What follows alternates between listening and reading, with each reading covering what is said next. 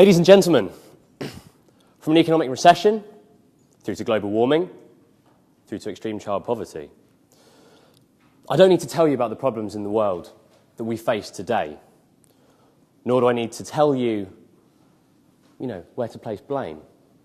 I could even just accept where we are today. But I'll tell you what, as a student, whilst at university, I didn't accept where we are. I thought, we need to change things. And I'm not the only person who had that idea as a student. University is very much a breeding ground for revolution. We've seen in the past social uprisings, people who challenge society's conventions, people who rebel against their peers, against their forefounders. What we're seeing today isn't just university students who, might embody the decline in British work ethic, but students who are embracing the problems in the world and are creating incredibly collaborative solutions to global economic, environmental and social problems. And that's what I'm here to talk to you about today. So, why is there this student uprising? Why is there a struggle for social change? Why are students going out and doing incredible things in the world? Well, let me explain what the average student is going through at the moment. There is an incredibly tough situation for them facing graduation. There's about 70 applicants per place for a graduate job. The degree now means a lot less than it did many years ago. It's incredibly difficult to stand out from the crowd and get that job that you want, that you feel you deserve after hard work in your degree. So my first cause is the saturated graduate job market.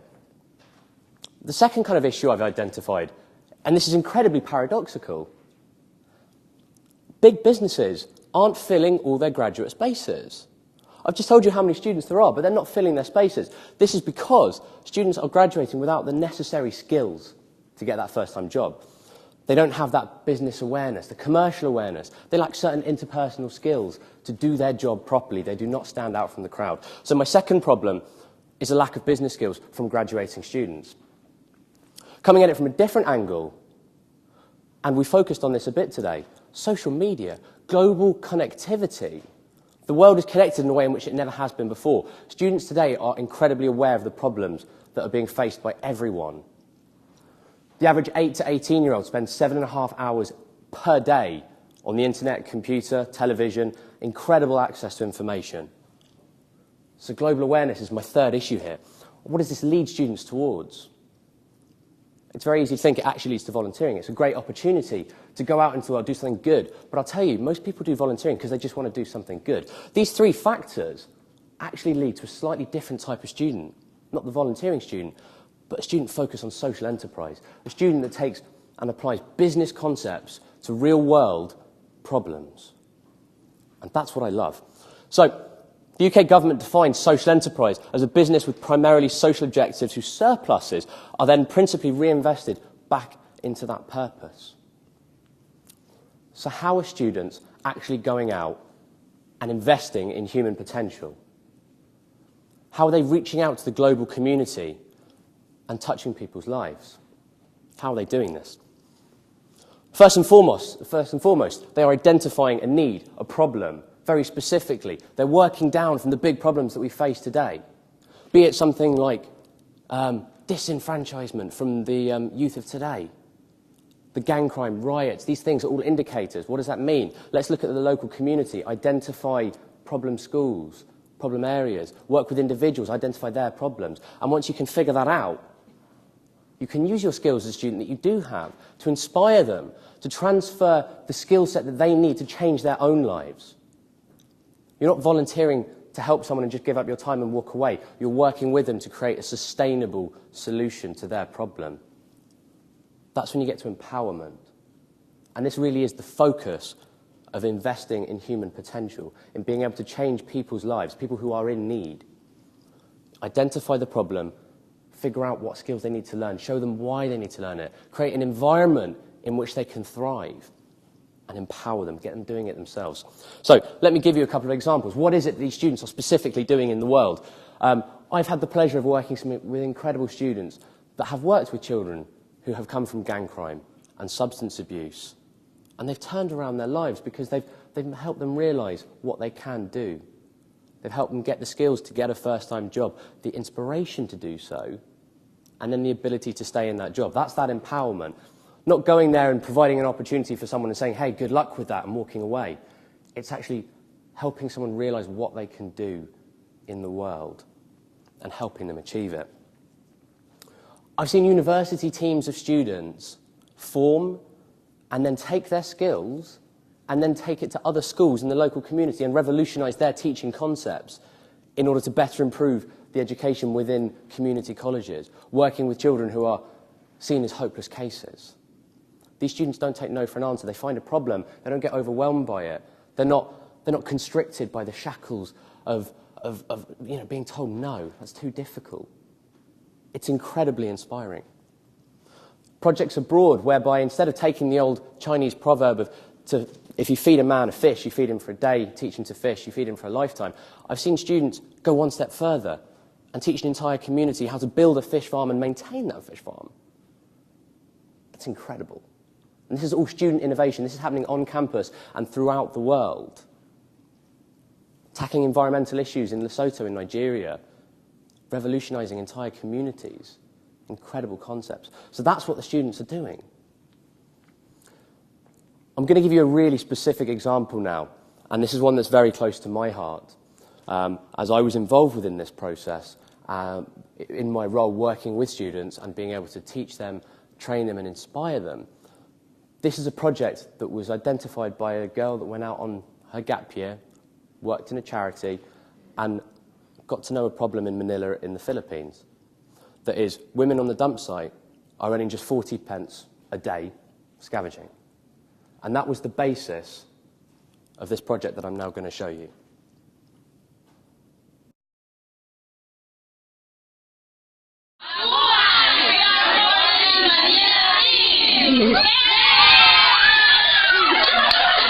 My name is Alma. They teach me how to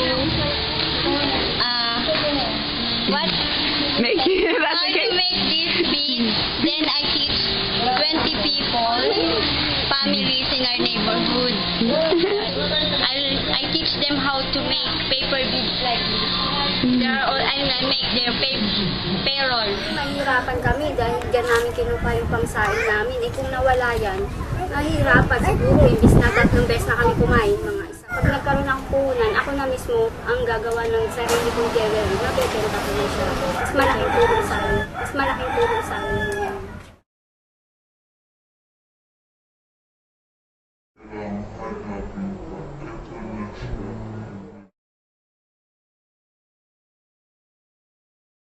Dahil malaking bagay ang livelihood ng PCM para sa akin. Yun lang. Salamat.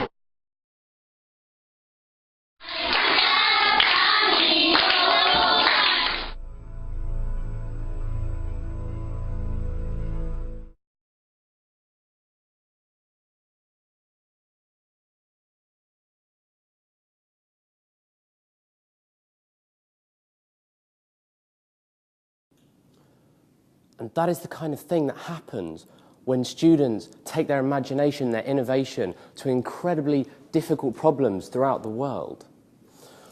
What you see there is what I'd like to call a social investment chain. We move from students who are learning fantastic new skills and applying it to a local community, or community out in Manila, whereby they're taking a natural resource and turning it into a product which they can sell. And it be an incredible product. They are teaching the beneficiaries of their projects the very specific skills and inspiring them to run their own business, something they would never have thought possible had it not been for these students. They are investing in their human potential. One of my favourite moments in that video is when Alma turns around and says, you know, the students taught me how to make these beads, and now I teach 20 people. So she's investing in the wider community. What we're seeing is students taking their knowledge, transferring it to a small group who can then take that out to a wider group. That's a phenomenal investment chain. And to add to that, the students are investing in themselves. That's where it begins. By learning new skills themselves, they're pushing themselves. They're getting those skills that are necessary to get that first-time job, whilst being able to have an incredibly phenomenal social impact in the world. But now I'm going to flip this presentation on its head. What happens when you're not investing in human potential? There's a lovely quote from Albert Einstein: everyone is a genius, but if you judge a fish by its ability to climb a tree, it will live its whole life believing it's stupid. While I was in my last year of university even, doing philosophy at King's College London, I jumped in a cab in London to go visit some other students, and I was engaged in a bit of taxi banter with the driver, and he said, what do you do? And I was very honest. I said, I'm a philosophy student at King's College London. And he said, oh, wow, I went to LSE. I did a master's in political science. As a final year student, that really struck me, and I kind of asked, okay, so how did you end up where you are? What happened? And he said very honestly that I got my girlfriend pregnant, and that was a shock, and I was very happy. But I had to go out and get a job. I had to support her. That was my fundamental goal, and I did that. But there was no one there to support me, and I guess I just haven't changed. I've stayed where I am for the last 30 years. And that really resonated with me. That really struck me. Because if you don't have people investing in you and telling you, yeah, well done, you got that first-time job, you supported your girlfriend, but what are you going to do next? Then you're wasting that potential. What is the point of doing that degree? What is the point of your potential if you can't actualize it? You need people to invest in you. So, I've talked about it from a student perspective. Let's move on to big businesses. How are they dealing with investing in people? You'll be very aware that many businesses do CSR days, corporate social responsibility. They will get people within their business to go out and spend a day in the local community. That might be doing something like painting a fence, building a community centre. If you bear with me, I've got very poor mental arithmetic, but let's say we take a pretty big business and we say the average salary is 30 grand. 260 working days, we're on about £115 for that day, times it by 5 for what they should be bringing in terms of business. We're looking at about £570. Let's say there's a department of 20. Let's bump up those numbers. That is £11,500 for one day painting a fence. That's bad maths by anyone's standards. You could take that money, invest in a local painter, pay him 5 times what he's worth, and you're investing money back into the community, and that business will still make more profit. There's a better way of doing CSR in big business. Going back to my why, with these problems that the students are facing, if you start connecting employees within big business and these students with this incredible passion, you're going to help them get into that first-time job because you're connecting them with potential employers. You might be connecting them with employers all over the world, but the focus is the lack of skills. If you're getting people in industry with very specific operational, HR, finance skills, working with 18, 21-year-olds, you're going to have a huge impact on their learning curve. They're going to be investing in the students so that their projects can be even better. You're getting a synergy between students on one side, the future leaders, and today's leaders. And that's an incredible learning experience for the students. So we're increasing our social investment chain here. We're now beginning with business leaders, business people, willing to take that time to invest in the students. This is going to have a wider, stronger impact on the projects that the students are going to run.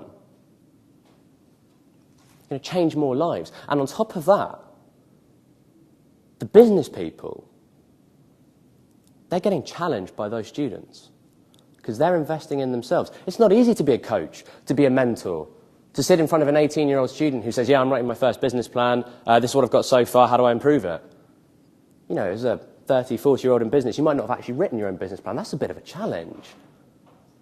So employees or employers are actually specifically being able to invest in their own employees if they engage them in sustainable social enterprise. Increasing our social investment chain from business people through to the students, the beneficiaries, and then that wider community. That's what I call developing human potential. That's what I call solving global needs. That's having a real impact. So, I implore you, no matter what you do in your life, take a little bit of time to realize what your skill set is, and then take a little bit more time to invest that into someone that doesn't have those skills. take time out to have an impact on someone who needs it. And if it can be a student that's going to go off and run projects and have that impact on other people who really fundamentally need it, then you can sit back and think, you know, I'm having a genuinely sustainable impact in the community. That's fantastic. So with that, if you so indulge me, and the rest of the student population, using this social investment chain, we can change the world one person at a time. Thank you very much.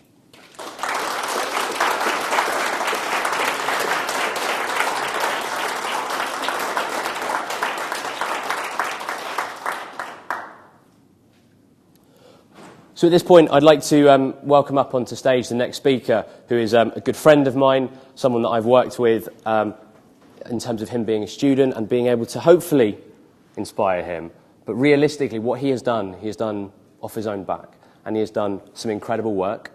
And with that, I would like to leave that in his hands to tell you a little bit about it and the possibility of changing the world.